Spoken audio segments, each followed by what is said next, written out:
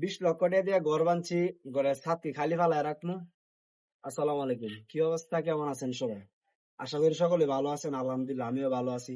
তো আপনারা অনেকেই জানেন, এলাকার মানুষ বা আমার ফ্রেন্ড ফলোয়ার যারা ভিডিও দেন বা আত্মীয় স্বজন অনেকেই জানেন যে আমাদের বিল্ডিং বাড়ি ছাদ দেওয়া ঘর অনেক কষ্ট করে ঘরটা বান্ধা হয়েছে, অনেক টাকা লাগছে। তো ঘরের ছাদ তো আর খালি ফালায় রাখবো না, এমনি মানুষের দেখি, ইউটিউবে দেখি, অনলাইনে দেখি মানুষের ছাদের উপর অনেক কিছু করে। তো আমিও মনে করেন যে এখান থেকে দেখা একটা ছোট একটা ঘর বানছি।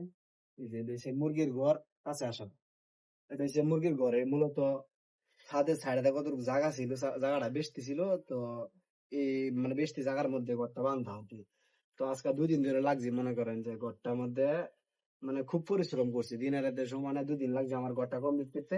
উপরে বার্মিস দিছি, সাইডে দিছি মনে করেন যে নেট, এই নেট দিয়ে মনে করেন যে ঘরটা বান্ধতেছে। পুরা কাজ মনে করেন যে আমি আর আমার স্বাস্থ্য ভাই যারা দেন হ্যাঁ করছি। তো এই যে মুরগিগুলা মনে করেন যে ঘরের ভিতরে ছাড়মু। আপনারা অনেকে জানেন যে আমি ডিম পাড়া মুরগি আনছি, অলরেডি ডিম পারতাছে, 15-20টা জমছে ডিম। আমি সময়ের জন্য ভিডিওতে দেখাতে পারি না।